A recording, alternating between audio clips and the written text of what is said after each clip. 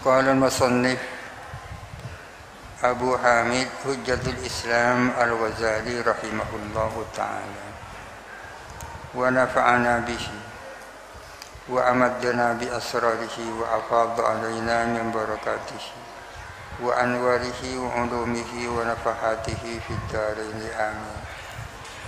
بسم الله الرحمن الرحيم.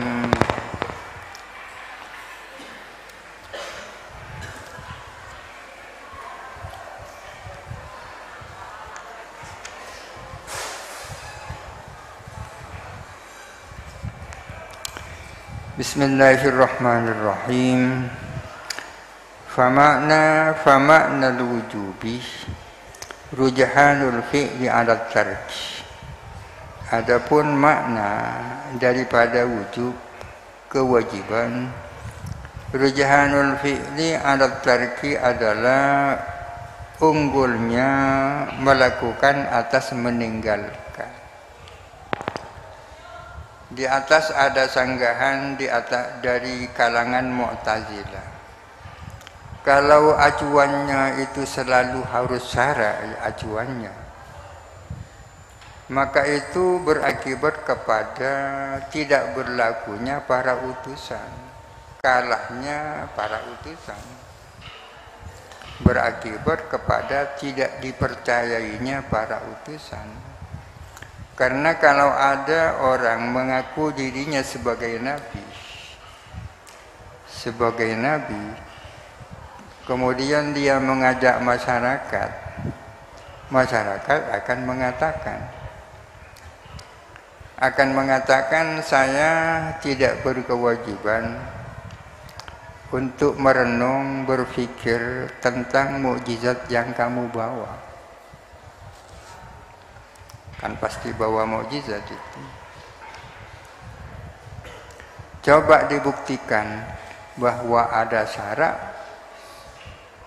aturan syariat yang mewajibkan kita ini harus merenung mukjizatmu. Oleh pihak Al-Ghazali dijawab bahwa kalau ada orang mengaku menjadi nabi, maka pengakuannya itu kan khobar. Khobar itu ada kemungkinan benar, ada kemungkinan bohong. Memiliki dua kemungkinan yang sama, tidak lebih kuat bohong, tidak lebih kuat benar. Akan tetapi dengan mukjizat itu, maka lebih unggul kebenarannya daripada kebohongannya. Lebih unggul kebenarannya daripada kebohongannya. Unggulnya kebenaran daripada kebohongan itu sesungguhnya sudah syariat. Berarti sudah ada syariat. Dengan adanya syariat berarti sudah ada khitab yang mewajibkan orang itu harus menalar. Itu jawaban dari Al-Ghazali. Di sini dikatakan fama'lal wujubi rujhanul fi'li 'ala tarki. Makna daripada kewajiban itu tak lain adalah lebih unggulnya melakukan daripada meninggalkan. Yang asalnya setara antara melakukan dan meninggalkan, setara antara sidik dan kidib, tapi berhubung ada mukjizat, maka yang unggul adalah sidik. Wal mujabu wal murajjahu, adapun sesuatu yang diwajibkan adalah sesuatu yang diunggulkan. Wallahu ta'ala huwal murajjihu, adapun Allah Ta'ala adalah pihak yang mengunggulkan. Apa yang dimaksud Allah Ta'ala adalah yang mengunggulkan? Mengunggulkan fi'il atas tarki, ya. Wa huwa adapun Allah Ta'ala alladzi adalah zat arrafa rasulahu yang memberitahukan kepada utusannya, wa amarahu dan memerintahkan alladzi hu kepada rasul an yu'arrifan nasa agar memberitahukan siapa rasul kepada manusia annal kufrun muhlikun, bahwa sesungguhnya kekufuran itu merupakan racun yang membinasakan, wal maksiat daun, dan bahwa maksiat itu adalah penyakit, wa ta'ata syifaun, dan taat itu adalah obat. Allah Ta'ala memerintahkan kepada para utusan agar para utusan memberitahukan kepada manusia bahwa kekufuran itu malapetaka. Kekufuran adalah malapetaka, maksiat itu adalah penyakit, taat itu adalah obat. Kalau begitu, fal murajjihu wallahu ta'ala, maka yang menjadi murajjih, yang mengunggulkan fi'il atas tarki adalah Allah Ta'ala.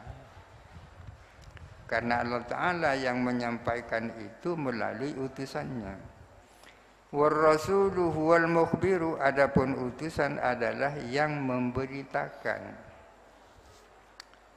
Wal mu'jizatu, adapun mu'jizat yang membackup para nabi dan utusan, sababun adalah suatu sebab, yumakkinul aqilah, yang memungkinkan kepada orang yang berakal, memungkinkan minat tawassuli ila ma'rifatit tarjihi, untuk sampai dapat mengetahui adanya tarjih. Di sini ada 3 hal, mukjizat, akal, dan tabiat. Mukjizat, akal, dan tabiat. Mukjizat yang membackup para nabi dan para utusan merupakan sebab yang menyebabkan orang yang punya akal mungkin untuk dapat makrifat, untuk tahu adanya tarjih. Yang dimaksud tarjihul fi'li ala tarki. Dengan adanya mukjizat, maka orang yang berakal itu condong untuk melakukan daripada meninggalkan. Wal aqlu huwal alatu allati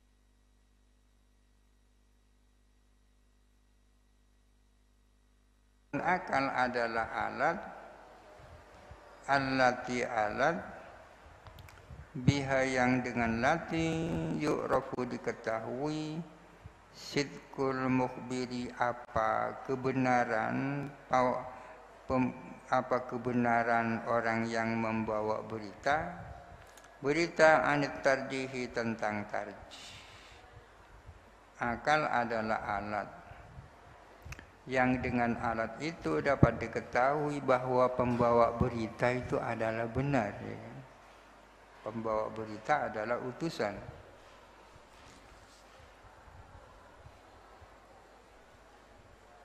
Wattab'u al-majbulu 'ala ta'allumi bil 'adzabi, adapun tabiat yang diwatakkan untuk merasa sakit dengan siksa, wat taladzzuzi bis sawabi, dan berlezat-lezat dengan pahala, walba itu adalah yang menjadi pendorong, al-mustahithu yang menjadi motivator, alal hadari minad daruri, untuk waspada daripada doror. Jadi akal itu pemberitahu, ya. Akal memberitahukan bahwa si utusan itu adalah benar, pembawa berita itu adalah benar, dengan bukti sebuah mukjizat. Yang menjadi pendorong untuk percaya itu bukan akal, akan tetapi tabiat. Karena tabiat itu memiliki watak merasa sakit dengan siksa, merasa lezat dengan pahala. Itu yang memotivasi orang agar supaya waspada, menjauhkan diri dari bahaya. Ayo beriman, katanya tabiat. Kalau tidak beriman nanti disiksa. Itu yang menjadi ba'is, yang menjadi pendorong. Mukjizat, akal, dan tabiat. Wa ba'da wurudil khitabi hasalal ijabu, dan setelah datangnya khitab titah dari Allah melalui utusan, terjadilah ijab. Alladzi huwa tarjihu, yang mana ijab itu adalah tarjih itu, yakni tarjihul fi'li 'ala tarjih. Wa bitta'bidi wa bitta'yidi bil mu'jizati, dan dengan adanya backup dengan mukjizat, para nabi di backup, didukung, dikuatkan dengan mukjizat. Hasalal imkanu, terjadi apa imkan, kemungkinan, fi haqqil aqilin nadhiri, bagi orang yang berakal, al-aqil yang mau merenung. Idh qadarah, karena mampu siapa akil, bihi dengan sebab ta'yid bil mu'jizah, mampu ala ma'rifatir rujhani, untuk mengetahui keunggulan, yakni rujhanul fi'li ala tarki.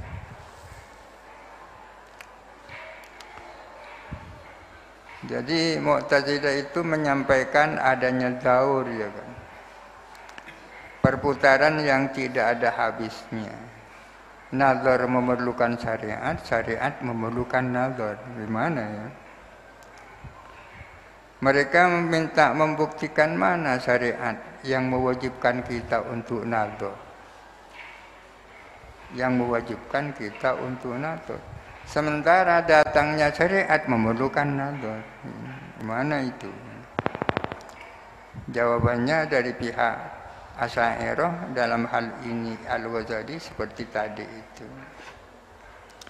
Wa qauluhu, maka adapun perkataan orang, la anduru ma lam a'rif wa la a'rifu ma lam andur.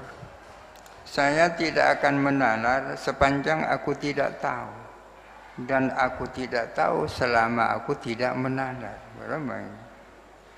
Aku tidak mau menalar, berfikir, merenung selama aku tidak tahu, dan aku tidak bisa tahu selama aku tidak merenung.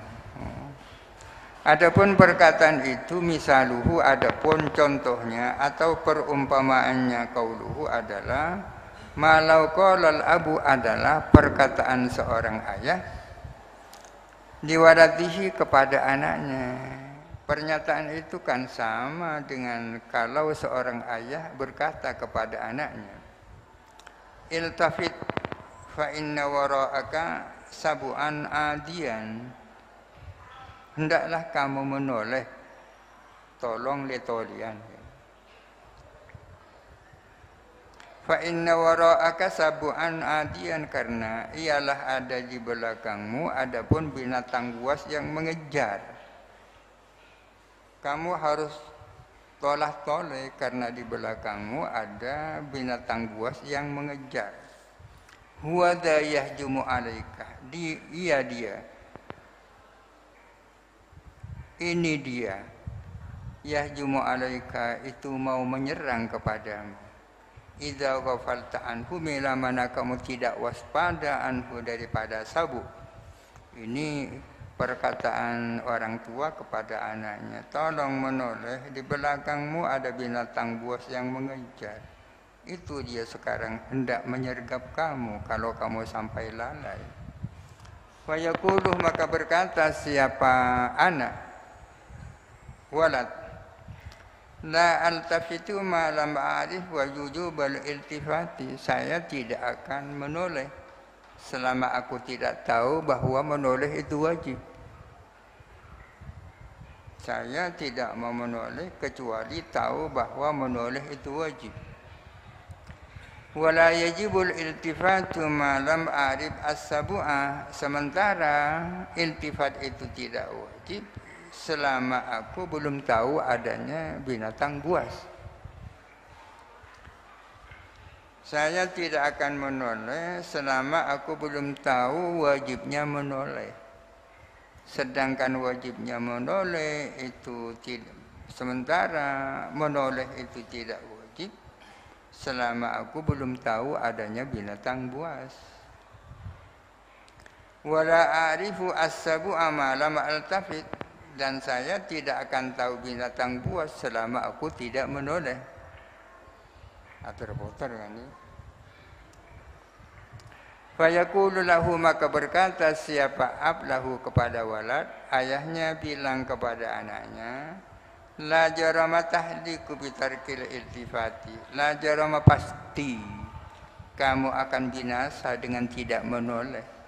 Cek kira atul ya. Wa anta ghairu ma'dzurin, dan kamu itu tidak punya alasan untuk tidak menoleh. Li'annaka qadirun 'alal iltifati wa tarkil inadi, karena sesungguhnya kamu itu mampu untuk menoleh dan tidak membangkang. Mampu kan? Ini perumpamaan. Fakadzalikan nabiyyu, demikian pula nabi. Dan nabi ini ibarat orang tua kepada anaknya itu ya. Yaquluh, berkata siapa nabi kepada umat manusia, al-mautu wara'aka, kematian itu ada di belakangmu, kamu sedang dikejar kematian. Kapanpun kamu pasti mati. Wadunahu al-hawamu al-mu'diyatu, di belakang maut, di balik maut ada binatang-binatang serangga yang menyakitkan. Wal azabul alimu, dan siksa yang pedih. In tarakta al-imana wa ta'ata, jikalau kamu meninggalkan iman dan taat. Kalau kamu tidak mau iman, tidak mau taat. Wa ta'rifu dzalika bi adna nadharin fi mu'jizatihi, dan kamu akan tahu hal itu dengan sedikit berenung tentang mukjizat-mukjizatnya nabi itu. Kamu akan tahu kebenaran itu dengan sedikit merenung tentang mukjizat-mukjizatnya Nabi.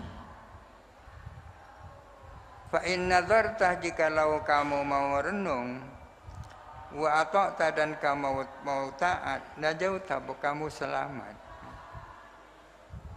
Wa in ghafalta, jikalau kamu alpa, wa aradta, dan kamu berpaling, tidak mau iman dan tidak mau taat, fallahu ta'ala waliyun anka wa an amalika, maka Allah Ta'ala itu tak memerlukan kamu dan tidak memerlukan amalmu.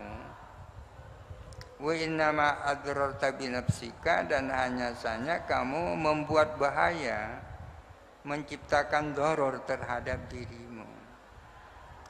Wa hadza amrun ma'qulun la tanaqudu fihi, ini adalah perkara yang masuk akal, yang tiada tanaqud fihi, di dalam hadza, di dalam amrun. Al-jawabus tsani wallahu alam. Al-Fatihah. A'udzu billahi minasyaitonir rajim. Bismillahirrahmanirrahim. Alhamdulillahirabbil alamin.